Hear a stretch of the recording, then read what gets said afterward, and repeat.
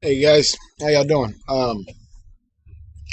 Just a quick random thought because everybody knows I'm into quick random thoughts. Why is diversity always imposed on white nations only? Pretty much. I mean, I saw this post earlier today on Facebook. So, just random scrolling from somebody else's Facebook, and I thought that was a very interesting thing to ponder. Why is it only uh, a suggested thing on white nations? Um, uh, See, the thing is, I think I might have talked about this in one of my other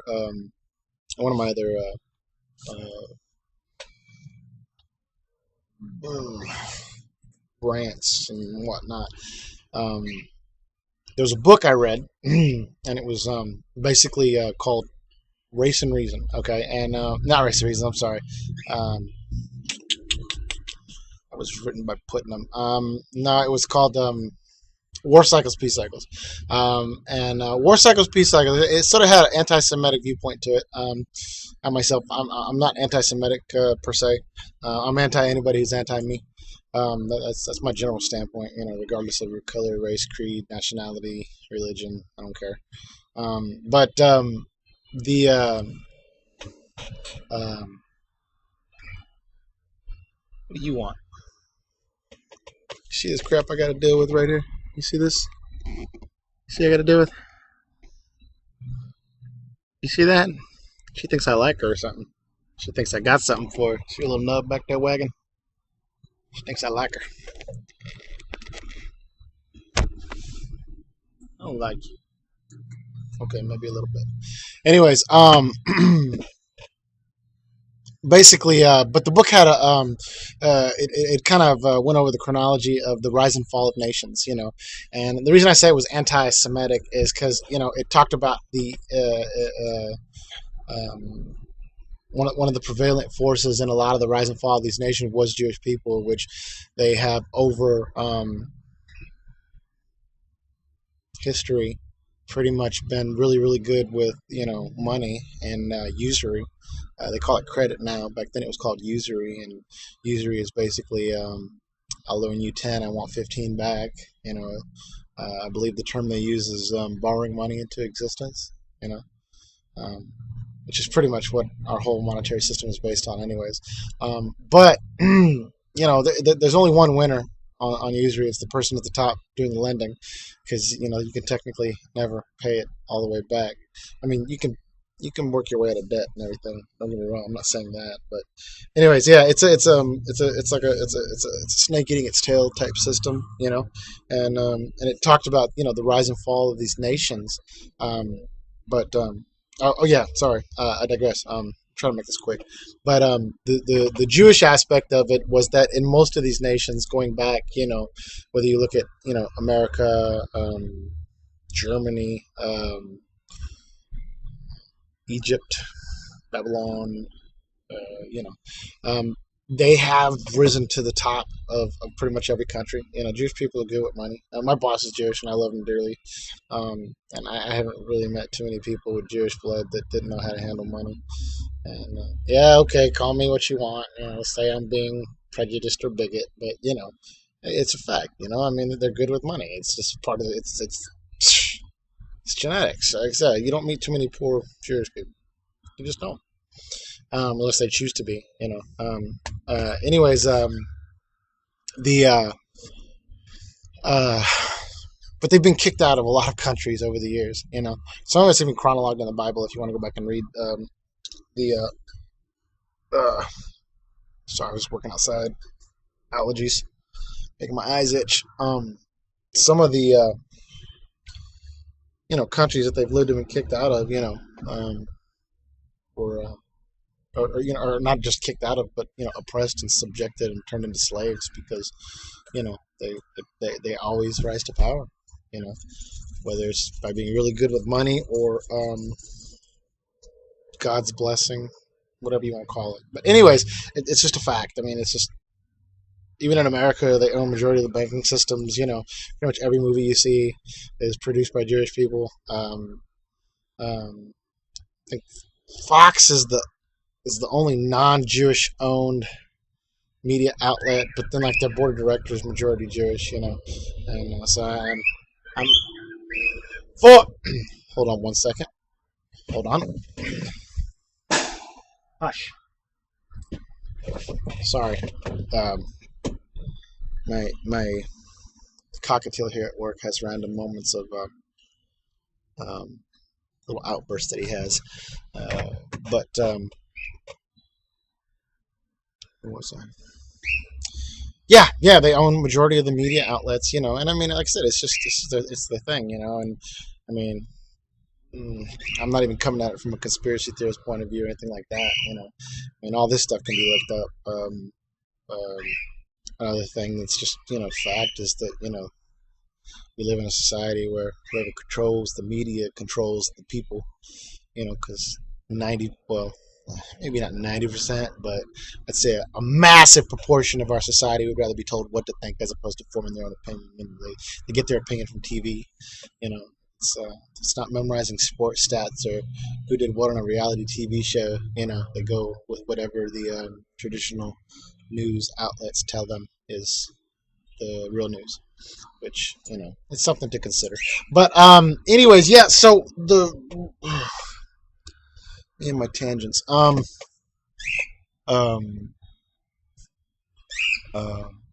Hey, you see what I'm dealing with here? Hold on, let me see here. See what I'm dealing with here? This is what I'm dealing with. Do you see the bird over here at the top of the cage peeking over up at me? That's Ford. That's Ford the jewel thief. He's locked up for trying to steal diamonds.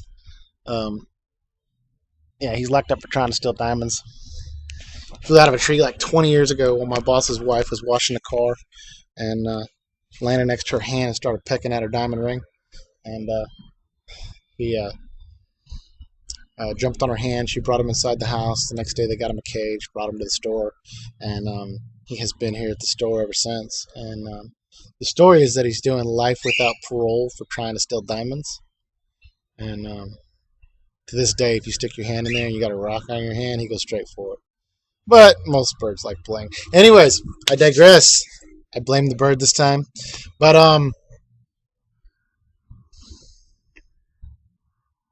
yeah. So basically, that's kind of where they come from the anti-Semitic point of view, and uh, it also talks about how these nations which once became great, whether you're looking at it from let me make this quick, I got a customer about to come in, whether you're looking at it from an anti-Semitic point of view or not, they talk about the rise and fall of these nations, and how at one point they had a common group of people that had a common goal, common bond, whether it was skin color, heritage, all whatever. Usually it's heritage and race or whatever, and I throw skin color out there, which is such a small cliche surface aspect of it. It's more than that, but there's a solidarity, there's a common bond that made these countries once strong. Gave them a common goal and a purpose. You get a group of people that are all working together for a common goal, one cohesive unit. And they're forced to be reckoned with, whether it's for country or God or whatever it is they're fighting for. And okay, they're not coming in here. My apologies. They walked towards the door and were hanging out and smoking a cigarette, and I assume that's where they were coming, but they went somewhere else. Anyway, so yeah, but they had this common goal, this common bond that made them strong, and over time, these countries, they expanded, got bigger. Egypt, Babylon, Greece, or Rome, Britain. And what they did over time is they ate up these other smaller nations, as they expanded and they got greedy into power, and they assimilated all these countries. A lot of times the countries were subjugated and made slaves, um, and um, over time, you know, tens of hundreds of years, or some of these civilizations had a pretty long span, and over time, the subjugated people that were once just taken out by this ruling class, are given equal status, and the book itself, it talks about money, and how money is at the root of it, and basically, when no more money can be brought into existence, lesser peoples will be given lesser people sounds wrong, but I'm referring to, slaves or serfs back then. Even America once had slaves, and I'm not saying they are lesser peoples. At the time, that's what they were considered. So that's kind of where I'm going with that. But they're given an equal status within that society, so that more money can be brought into existence to propitiate the system, to propel it forward, and um,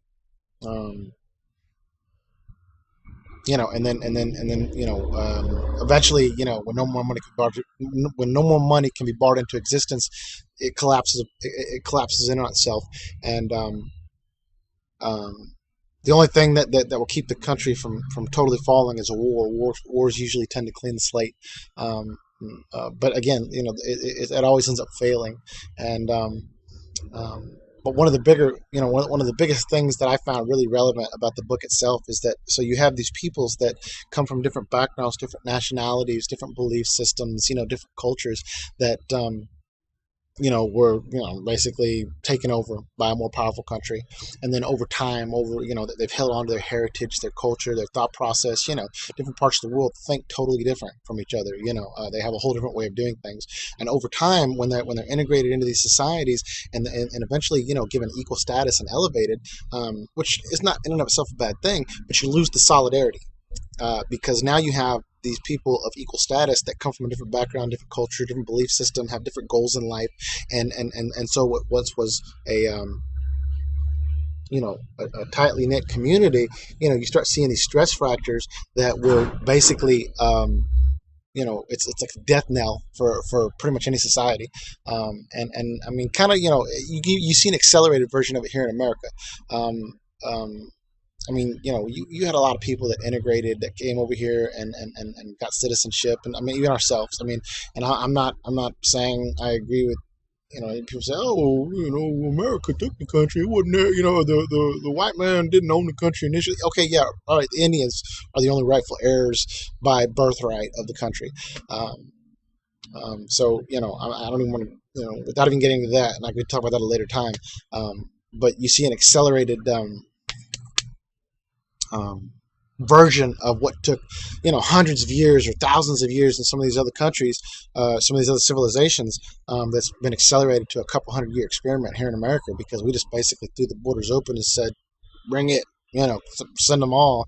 And, we had a system that, sort of integrated people to a degree, over the years, they have become a part of the society, and become Americans, basically, and they held on to aspects of their heritage, but okay, and so this is where it gets, um you might call me a prejudice or a bigot, but like, so, at one point you had the Irish people, and I'm Irish, but I'm also white, and Irish people, they were subjugated people. They were treated just like slave blacks. They were so much for a short video. Anyways, they were a slave people, and when they were set free, and when they worked their way, I mean, so they weren't slaves like the black people, but they were pretty much on the same level, and I mean, they were almost a cuss word, just like you would refer to a black man back 200 years ago. But they integrated into the society a little better, because at the end of the day, they are a white, nationality, and I'm a believer that people of different cultures and races, they should all get along, can all get along, and they should embrace their diversity. Trying to integrate the diversity, and mesh it all together. It's not necessary, and it does cause stress factors. But and you get a lot of people that, even though they have these different heritage, they joined up and became Americans and they claim America. But as the experiment propels forward and gets more diverse in the people they're bringing in, and less um, structured about it. There's no process. The amnesty, and just run over here illegally, and then if you can stay here long enough, eventually one of these presidents will give you an amnesty, and make it all right. Which goes into a whole other economic aspect of it, because part of that, they're trying to keep money from being funneled back into their parent countries that they came from, to their families that are no longer here. If you give them amnesty, they come over, and it stops draining hundreds of millions of dollars out of our economy on an annual basis. But that's a whole other story also. Beyond that, though, what I was trying to get to, and I'm gonna cut this short. What I'm trying to get to is that, so you have all these different people from backgrounds and cultures that have different viewpoints, and as everybody's elevated into the society, you have people that have different goals or different things they want for their families or their people, whether it be religion or monetary based, or cultural based, or whatever, and these stress fractures cause the direction of the country to go in different avenues, and it's basically the beginning of the end, for just about any country. Once you get a massively diverse group of people, and I don't think that groups of people can't live together. I think it's an encouraged thing. I think the division and the animosity amongst the diverse people, is encouraged by the powers that be. Now, here's where I sound like a conspiracy theorist, because again, as long as the diversity is something that they look at as a bad thing, the differences is a bad thing, then we're looking at each other and we're not paying attention to what's really happening by the people who actually run everything and are making all the money, and calling all the shots and control everything. So, I mean, it's more than just talking on the subject of diversity. I was just really addressing it, and I understand there's a lot more to it. It's a much bigger picture than that. It's a symptom. It's a symptom of bigger problems. Um,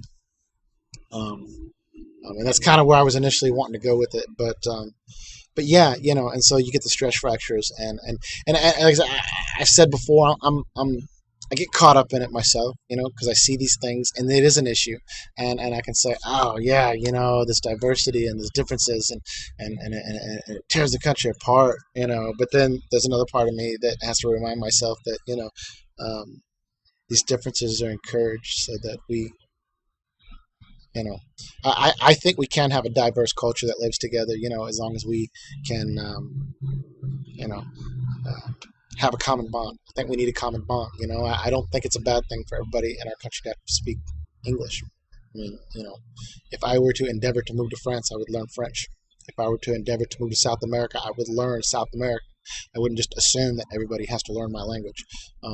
It's just the way it is, and yeah, I'd be proud to be an American, but I wouldn't get offended if everybody in the country that I moved to was proud to be of their country, or had cultures or heritages that didn't agree with my own. I wouldn't expect them to change that. I'm in their country, and that's my thought process on it. Which I think I rambled, meandered, went 10 different directions, came back to the main crux of my initial conversation, got caught up on a couple more tangents, chased a few more rabbits down the hole, made it back, made a little bit of sense, maybe. Yeah, so that's it. I was initially speaking sort of fast, and it did no good. It's 19 minutes in. Damn it. Okay, yeah, I'm gonna end this.